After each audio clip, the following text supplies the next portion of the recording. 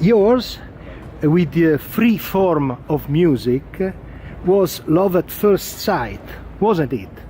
Pretty much, yeah. You know, maybe you're referring to the experience I had hearing Cecil Taylor Trio in New York when I was a young man. I was about 18 years old, and that definitely was a turning point in my life, yes.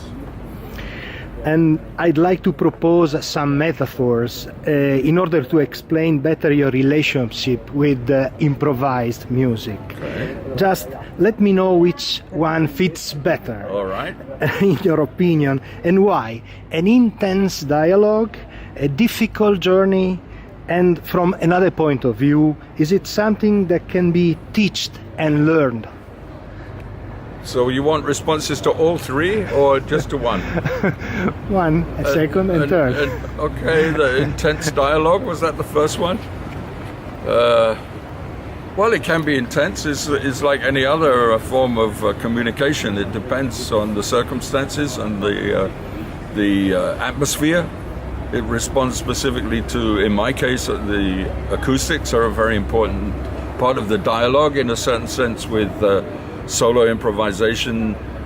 It's a trialogue between me, the instrument, and the acoustics, and then if there's an audience, then they are also part of it. So yeah, it's I suppose you could call it an intense dialogue. Okay. Difficult journey maybe sometimes? The difficult journey is as Count Basie said, is the bus ride to the gig and the bus ride afterwards. These are the difficult journeys. The airports, the railway stations. The gig itself is not a difficult journey. Yes, and it can be learned and taught. My line on that is you can't teach it, but you can catch it. You can't. It's like more like a cold, or you know, once you've been infected, then you're lost. Yeah. About the solo performance, yes. In particular, so important in your career, it seems also a never-ending opportunity. Are they an everyday mind game? Are they techniques, exploration, Wikipedia, maybe? I'm not quite sure where Wikipedia fits in, but it's certainly an exploration, because the improvisation without exploration is not really an improvisation. So I'm always hoping to surprise myself. I'm usually hoping to do a good performance, which requires that I use some elements that I'm very certain of, and then use the elements of which I'm certain to act as platforms for investigating possibilities with more risk, more danger.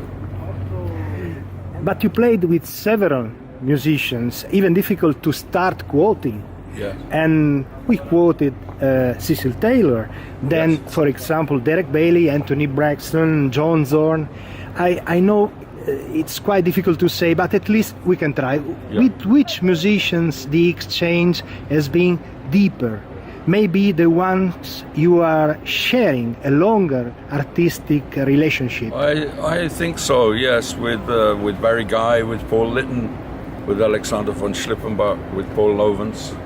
I guess these are the deepest dialogues. Although with Cecil I felt very privileged to have the opportunity to play with him, and Braxton is a very special individual, and George Lewis, for example, now the great Professor George Lewis from a special, what's he called, research professor in Columbia University now.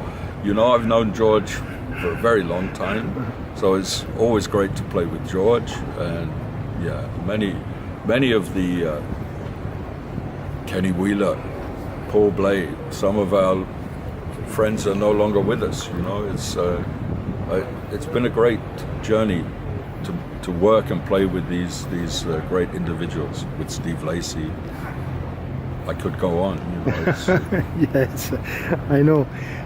Your career steps crossed also some crucial points of a certain Europe that was discovering its attitude to reinvent jazz since the 60s, 70s Yeah. through United Kingdom, Germany, Yeah. Netherlands. Yeah. Now jazz can be considered a world music. Yes. Where can be find now hot and creative jazz languages and artists? Almost everywhere, I can say. In your opinion, where you can find the most creative? You know, I've never been so worried about the geography. I'm more interested in the individuals, and you never know. An individual can arise from anywhere. You know, who was able to predict the arrival of Sanko Namchalet coming from Tuva? But she came from Tuva and she joined the improvising community. She brought something very special from Tuva, the whole tradition of throat singing and shamanistic singing, fantastic element, you know. So you never know when the next great individual is going to arrive.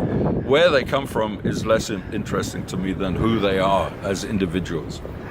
And the voice, what an instrument. Yeah. In a certain point of your career, as it happened in other lives, I suppose, electronics gained a wider space, introducing them in your musical world. What did it mean? What kind of further opportunities did they bring to you? Well, you have to hear it to know what it brings. I mean, how can I explain what It depends on the individual. Again, the particular. They all build their own instruments. So each guy, like Joel Ryan, Walter Prati, Lawrence Casserly, George Lewis, the whole spectrum of electroacoustic musicians. Each one has an individual voice and individual presence. If they don't, I never hear them. I'm only attracted to the sound of individuals. You know, the Richard Barrett and Paul Obermeyer, the group they call FERT, live electronic music. It can come from any corner. Some of these people come from conservatory backgrounds. Some come from absolutely from their own home studios. Or you never know where the next genius is going to come from. But it's an addition to the field now. People don't necessarily play the piano or the saxophone or the double bass, you know. They can come with an instrument that they built themselves, you know, with their computers. George Lewis was a very early pioneer in that whole development. So I've been aware of electronics in improvised music for a long time. You quoted electroacoustics, so can you tell us just the guidelines of the electroacoustic ensemble experience? The guidelines. Yeah, let's say. What do I expect from my people? Or what do I tell them? No. To explore the limits of musical possibilities, and especially with the large version of the ensemble, then we approach almost orchestral qualities of dimensions and grandeur. In fact, Joel Ryan, the American who's based in Stein in Amsterdam, is finishing up mixing of a project we did in Japan with just a quartet, with Paul Litton and Lawrence Casserly and myself and Joel. And we played in a museum in a town in Japan called Iwaki. And the sound was enormous. The sound system was very good. And you can't hear this as a small, it's not chamber music. It's very big music.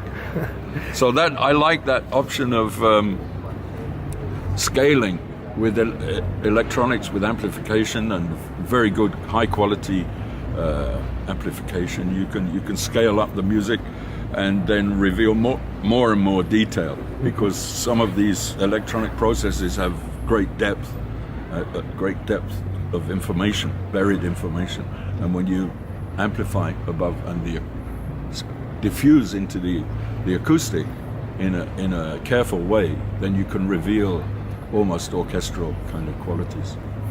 You are also very interested in ethnic music, let's say. Yes. Which are the ones you are attracting you the most in this period? Well, I have an ongoing and long-lasting passion for Korean traditional music, especially Sanjo and Samonori and the percussion, and the Sinawi and the shamanistic musics in general of traditional Korean music. So there's no need to fear free jazz or free music, but just open our ears and something good will happen. Bravo! Thank you very much, Ivan. Pleasure. Thank you.